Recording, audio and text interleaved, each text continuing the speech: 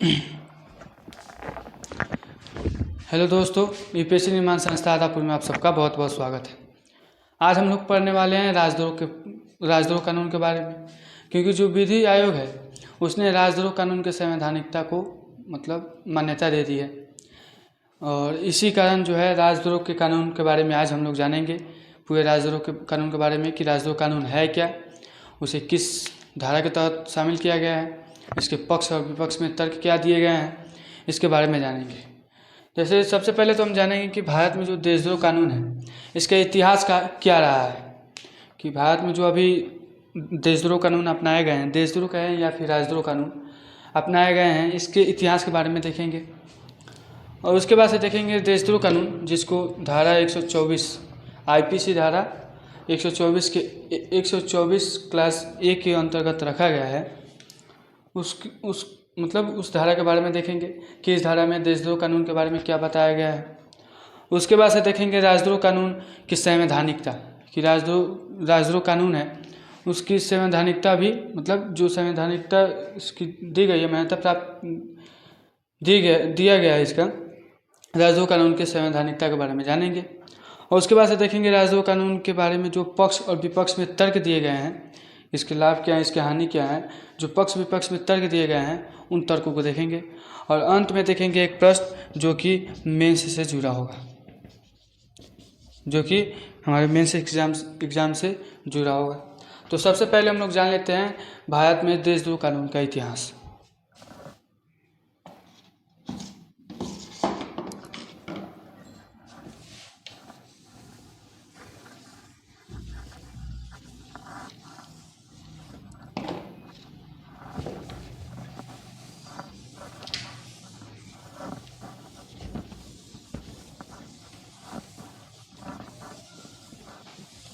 चलिए देखिए, इसके इतिहास अगर हम पूरे विश्व स्तर पर देखें, जो देशद्रोह कानून है इसके इतिहास अगर हम पूरे विश्व स्तर पर देखें तो इसकी शुरुआत जो है सबसे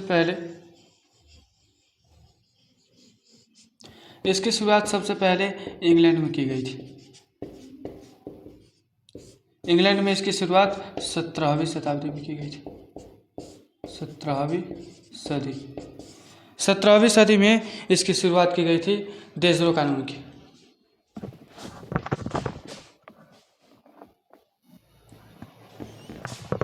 देखिए, इसके बारे में देखिए तो इसकी सबसे पहले शुरुआत इंग्लैंड में 17वीं सदी में की गई थी। इसके शुरुआत का उद्देश्य जो है, जो राजद्रोह कानून है, राजद्रोह कहें या फिर देशद्रोह, जो राजद्रोह कानून है इसका उद्देश्य सिर्फ एक ही था कि अगर इंग्लैंड में कोई भी व्यक्ति अगर राजा के प्रति, यानी कोई भी व्यक्ति ऐसा राय करता है, कोई भी व्यक्ति समूह बनाकर ऐसा राय करता हो या फिर ऐसा विचार रखता हो, राय कहें या फिर विचार, ऐसा राय या विचार पेश करता हो जो राजा के समक्ष एक चुनौती हो,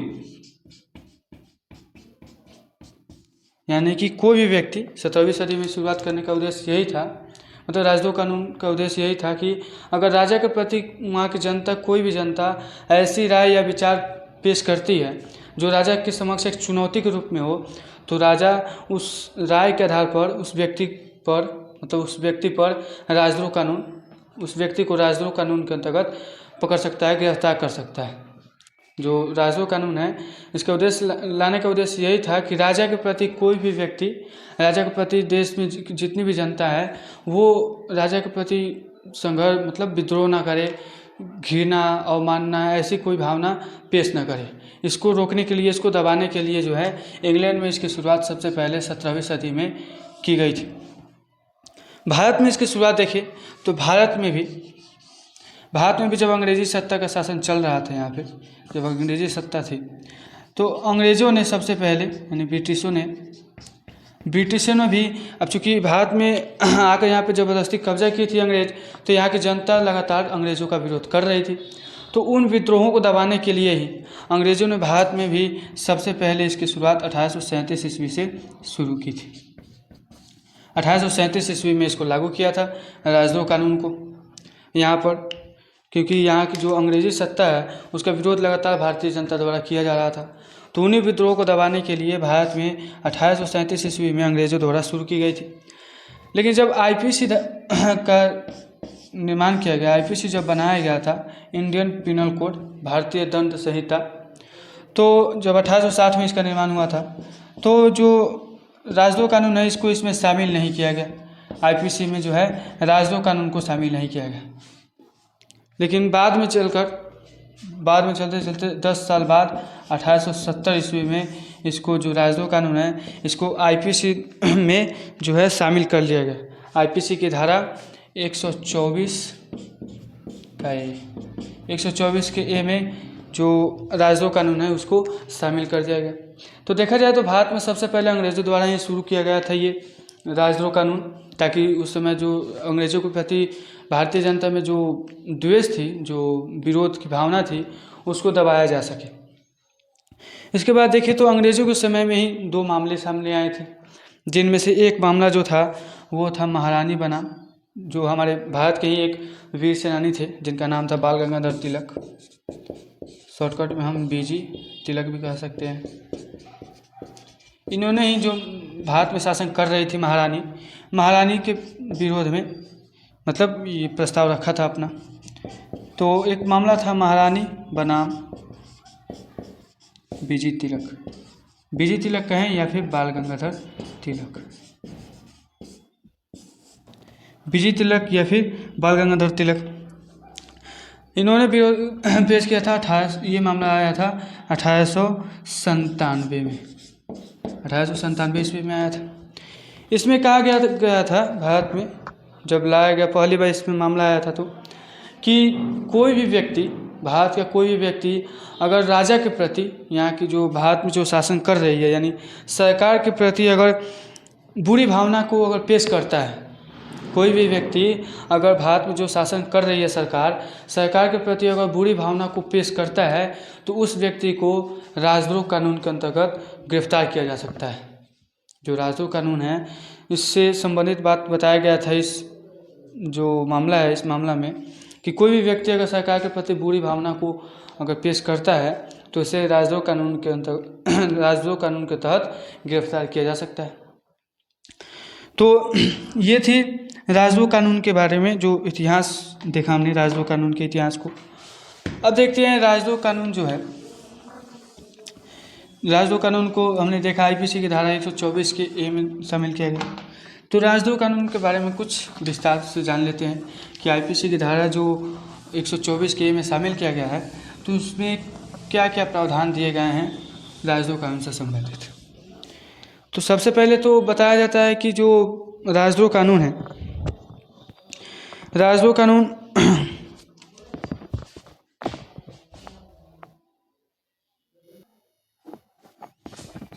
बताया गया है जो आईपीसी की धारा, जो आईपीसी है, आईपीसी की धारा 124 का ए, इसमें कहा गया है कि जो राजद्रोह कानून है, जो राजद्रोह है, ये राजद्रोह एक ऐसा कानून है, एक ऐसा अपराध है जिसके तहत जो मतलब ऐसा अपराध है जिसके प्रति अगर कोई भी व्यक्ति सरकार के प्रति जो है मतलब कानूनी रूप से स्थापित किया गया, इसका बताया गया है इसमें कि कोई भी व्यक्ति अगर सरकार के प्रति जो है अवमानना, घृणा, जो सरकार के प्रति अवमानना, घृणा, उत्तेजना आदि अगर पेश करता है तो सरकार जो है राजद्रोह कानून का उस पर आरोप लगाकर उसे गिरफ्तार कर सकती है। यही बात जो मैंने पहले ही बताया, वही बात जो है आईपीसी की धारा 124 के में इसे शामिल किया गया है, बताया गया है। अब राजद्रोह जो है ये अवमानना, घृणा, उत्तेजना फैलाने की कई तरीके हो सकते हैं। या तो हो सकता है कि एक आप डायरेक्ट मौखिक रूप से फैलाएं, यानी कोई व्यक्ति अगर मौखिक या लिखित रूप से, मौखिक रूप से या फिर लिखित रूप से या फिर संकेतों द्वारा या दृश्य द्वारा अगर ये अवमानना, घृणा, उत्तेजना, बुरी भावना जो है अगर सरकार के सामने पेश करता है तो उसे गिरफ्तार किया जा सकता है। मौखिक यानी डायरेक्ट बोलकर, लिखित कहने का मतलब जैसे कि कोई पत्रिका हो गई, समाचार पत्र हो गए, उसके द्वारा अगर सरकार के प्रति जो है बुरी भावना को फैलाने का प्रयास करे। संकेतों द्वारा पोस्टर हो गए, बहुत सारे जो संकेतों के द्वारा अगर फैलाने का भी प्रयास करे।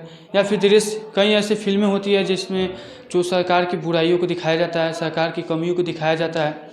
इससे मतलब फिल्मों का जो उद्देश्य होता है, इसमें जो फिल्मों का उद्देश्य होता है सरकार गिराना, सरकार को गिराने की कोशिश करना। तो ऐसे फिल्मों को, ऐसे दृश्य के आधार पर अगर सरकार के प्रति बुरी भावना को फैलाने की कोई भी व्यक्ति अगर प्रयास करता है तो उसको राजद्रोह कानून के तहत गिरफ्तार किया जा सकता है और उससे दंड देने की भी व्यवस्था की गई है। दंड देने की व्यवस्था की बात करें कि राजद्रोह कानून के बारे में, जो राजद्रोह कानून से संबंधित अगर दंड की बात करें तो पहली बात तो बता दें कि राजद्रोह कानून अगर किसी भी व्यक्ति पर, कोई भी व्यक्ति अगर राजद्रोह कानून मतलब कि किसी भी व्यक्ति को अगर राजद्रोह कानून के तहत गिरफ्तार कर लिया जाता है तो उसकी जमानत कभी नहीं हो सकती। यानी कि देखा जाए तो जो राजद्रोह कानून है यह एक गैर जमानती अपराध है, गैर जमानती अपराध है। यानी कि अगर कोई भी व्यक्ति राजद्रोह संबंधित कोई भी अपराध करता है तो उसे जमानत नहीं दी जा सकती, उसे आजीवन दंड दिया जा सकता है, आजीवन गिरफ्तार कर लिया जाता है, आजीवन सज़ा दी जाती है। या फिर 3 वर्ष हो गए या उम्र कैद के लिए जो है इन्हें सज़ा दी जाती है। इसके साथ ही साथ उम्र कैद के साथ ही साथ कुछ जुर्माना भी लगते हैं। इसके साथ ही साथ अगर राजद्रोह कानून के तहत उम्र कैद कहें या फिर 3 वर्ष के लिए व्यक्ति को गिरफ्तार की जाती है। इसके साथ ही साथ जो राजद्रोह कानून अगर किसी एक व्यक्ति पर लग गए तो इससे होता क्या है कि अगर कोई व्यक्ति है जो कि सरकारी जॉब के लिए अगर तैयारी कर रहा है और उस पर राजद्रोह कानून संबंधी अगर आरोप लग गए तो उसकी किसी भी जीवन भर पूरे सरकारी नौकरी में वो नहीं जा सकता।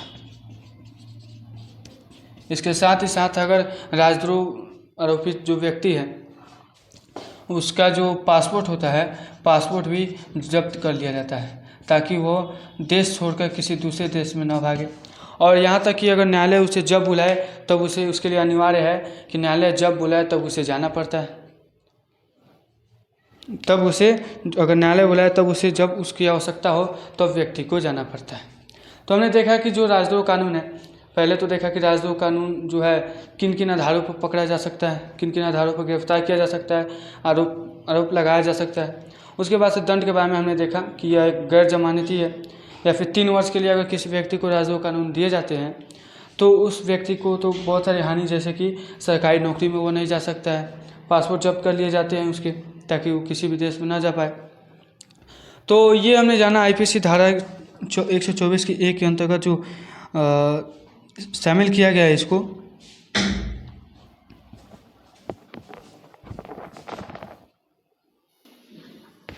चलिए, तो ये हमने देखा जो IPC धारा 124 के अंतर्गत जो शामिल किया गया है राजद्रोह कानून के बारे में जो प्रावधान दिए गए हैं उन प्रावधानों को हमने जाना। अब देख लेते हैं इसकी संवैधानिकता की बात करते हैं। जो IPC धारा है इसकी संवैधानिकता की बात कर लेते हैं कि संविधान से संबंधित क्या क्या प्रावधान है, किस हद तक इसे संवैधानिकता प्रदान की गई है। संवैधानिकता की बात करें तो इसकी संवैधानिकता की शुरुआत होती है 1950 में, जब एक मामला आया था रोमेश थापर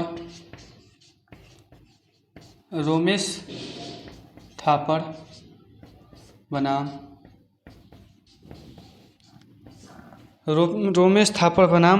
मद्रास राज्य।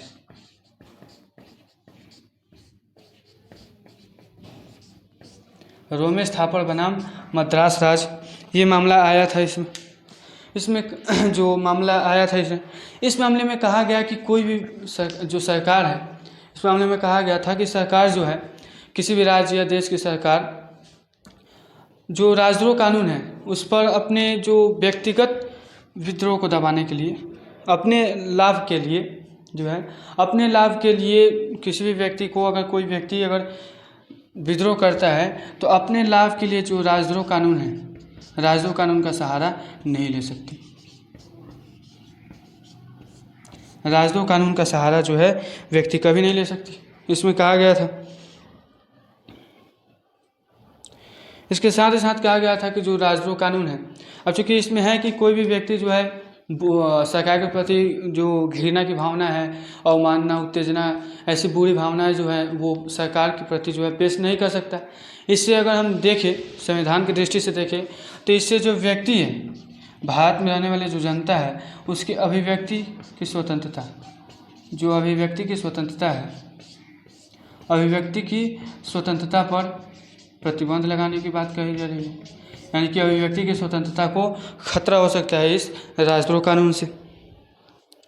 यानी कि इसमें कहा गया था कि कोई भी सरकार जो है, राज्य सरकार या केंद्र सरकार, वह जो है किसी भी व्यक्ति के अभिव्यक्ति की स्वतंत्रता को दबाने के लिए इस राजद्रोह कानून का इस्तेमाल नहीं कर सकती।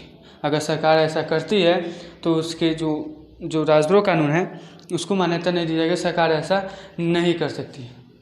इसके बाद जो आया 1962 में भी एक आया था मामला, मामला का नाम था केदारनाथ बनाम बिहार राज्य। केदारनाथ बनाम बिहार राज्य, ये भी मामला आया था जिसमें राजद्रोह संबंधित कुछ बातें बताई गई थी।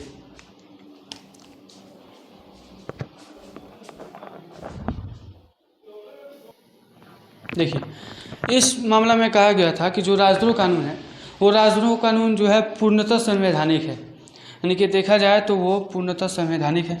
जो राजद्रोह कानून है वो पूर्णतः संवैधानिक है। चूँकि संविधान में जितने भी प्रावधान दिए गए हैं वो भारतीय जनता के लिए मानना अनिवार्य है। तो राजद्रोह कानून के संवैधानिकता को इसमें सिद्ध कर दिया गया था। केदारनाथ बनाम बिहार राज्य मामला जो कि 1962 में आया था, कि जो राजद्रोह कानून है वह पूर्णतः संवैधानिक है। इसके दो कारण बताए गए थे, दो कारण जिसके आधार पर, मतलब दो विषय जिनके आधार पर इसकी संवैधानिकता को साबित किया गया था। पहला कारण तो ये था कि सरकार ने कहा कि कोई भी व्यक्ति जो है, चूँकि देखा जाए तो सरकार जो होता है राज्य के प्रतीक के रूप में कार्य करता है, राज्य के प्रतीक के रूप में माना जाता है सरकार को। अगर सरकार के प्रति ऐसी भावना जागृत की जाए, सरकार को गिराने का प्रयास किया जाए, तो इससे क्या होगा कि अप्रत्यक्ष रूप से जनता पर भी प्रभाव पड़ेगा, पब्लिक जो होती है उस पर भी प्रभाव पड़ेगा। तो ऐसे में अब राज्य की बदनामी भी होगी, क्योंकि राज्य के प्रतीक के रूप में कार्य करते जो सरकार होती है, राज्य के प्रतीक के रूप में कार्य करती है। अगर सरकार की बदनामी यानी राज्य की भी बदनामी होगी। तो ऐसे में जो है राज्य की प्रतिष्ठा को बचाए रखने के लिए राजद्रोह कानून का होना जरूरी है, ऐसा इस मामले में कहा गया। दूसरा कारण बताया गया था कि जो संविधान की अनुच्छेद है 19 के 2, उसमें बताया गया है कि राष्ट्र हित के बचाव के लिए, जो संविधान की अनुच्छेद है 19 का 2, इसमें बताया गया है कि राष्ट्र के हित के बचाव के लिए जो अभिव्यक्ति की स्वतंत्रता है उस पर प्रतिबंध लगाया जा सकता है। ऐसा आर्टिकल 19 के 2 में कहा गया था कि अगर देश के हित के, मतलब राष्ट्र के हित से संबंधित अगर कोई भी ऐसी समस्या है जिसमें अभिव्यक्ति की स्वतंत्रता से अगर राष्ट्र के हित जो है खतरे में पड़ सकती है, तो उस समय जो है अभिव्यक्ति की स्वतंत्रता पर प्रतिबंध लगाया जा सकता है। तो ये देखिए, हमने दो मामले जिसमें जो राजद्रोह कानून है उसके संवैधानिकता को जो है साबित किया गया। अब देखते हैं राजद्रोह कानून के बारे में जो पक्ष विपक्ष में इसके तर्क दिए गए हैं, उन तर्कों के बारे में देख लेते हैं।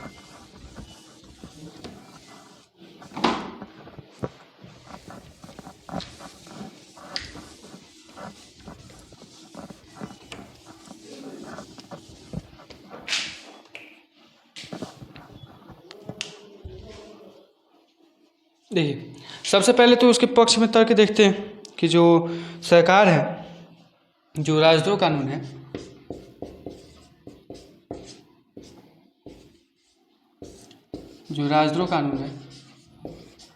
इसके पक्ष और विपक्ष में तर्क देखते हैं। सबसे पहले पक्ष में तर्क देख ले, तो पक्ष में तर्क देखें तो राजद्रोह कानून को ऐसा माना जा सकता है कि देश की एकता और अखंडता को बनाए रखने के लिए जो है राजद्रोह कानून बहुत ही मतलब इसकी ज़रूरत है, राजद्रोह कानून की ज़रूरत है, ताकि देश की जो एकता एवं अखंडता है उसको बनाए रखा जा सके।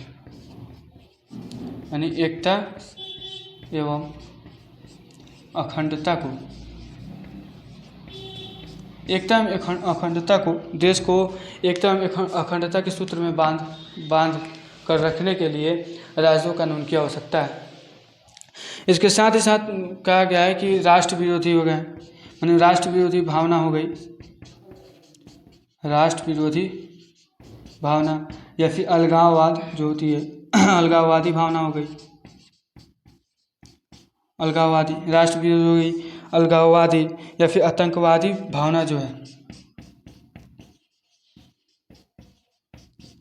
यानी कि राष्ट्र विरोधी, अलगाववादी, आतंकवादी ऐसी जितनी भी घटनाएं जितनी भी जो भावनाएं हैं जो कि राष्ट्र हित के लिए खतरा के रूप में साबित हो सकती है, उन सभी को दबाने के लिए, उन सभी को रोकने के लिए राजद्रोह कानून एक हथियार के रूप में, एक उपकरण के रूप में इसका इस्तेमाल किया जा सकता है।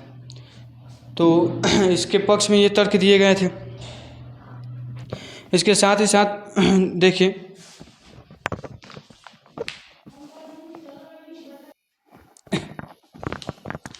ये हो गई।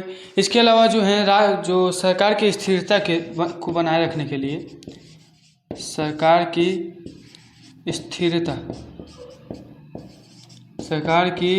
स्थिरता को बनाए रखने के लिए राजद्रोह कानून का होना आवश्यक है। ये हो गई पक्ष में तर्क कि इसके पक्ष में क्या क्या तर्क दिए गए हैं। अब विपक्ष में तर्क को देखते हैं, इसके विपक्ष में क्या क्या तर्क दिए गए हैं उसको देखते हैं।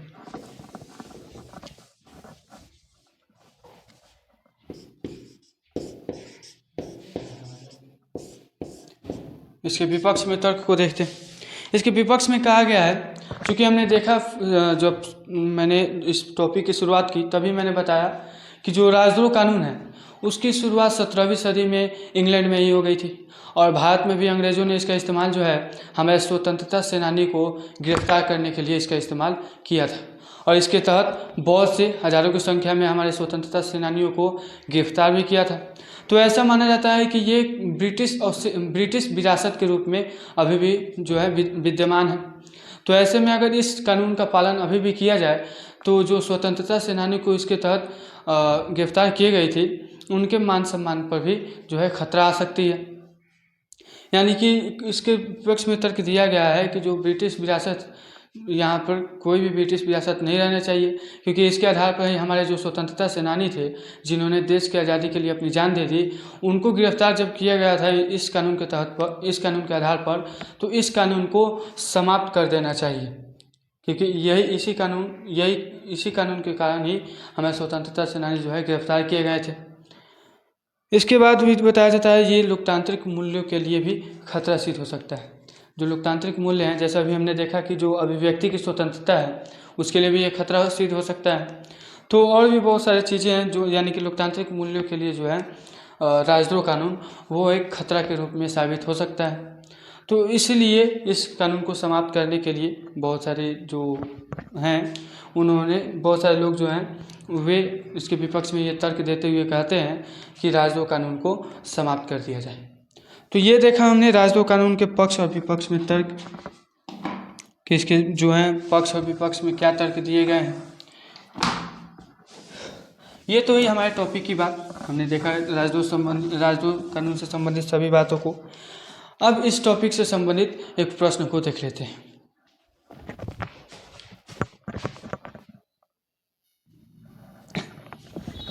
चलिए, अभी हमने राजद्रोह कानून के बारे में पढ़ा, अब उस कानून से संबंधित इस टॉपिक से संबंधित एक प्रश्न को देख लेते हैं जो कि मेंस एग्जाम के लिए आवश्यक है। प्रश्न है, राजद्रोह कानून संविधान द्वारा प्रदत्त विचार एवं अभिव्यक्ति की स्वतंत्रता, यानी कि जो हमारे संविधान में हमें जो अधिकार दिए गए हैं विचार एवं अभिव्यक्ति की स्वतंत्रता, तो जो राजद्रोह कानून है, राजद्रोह कानून संविधान द्वारा प्रदत्त विचार एवं अभिव्यक्ति की स्वतंत्रता पर एक पहरा है। इस तर्क सहित कथन की विवेचना कीजिए। हमें आशा है कि मेरे द्वारा पढ़ाए गए इस वीडियो में जो तथ्य मेरे द्वारा बताए गए उस उन तथ्यों के आधार पर आप इस प्रश्न का उत्तर लिखने में सक्षम होंगे। तो इसी के साथ हम लोग की टॉपिक समाप्त होती है। मिलते हैं एक नए टॉपिक के साथ। तब तक हंसते रहिए, हंसाते रहिए और पढ़ते रहिए, पढ़ाते रहिए। धन्यवाद।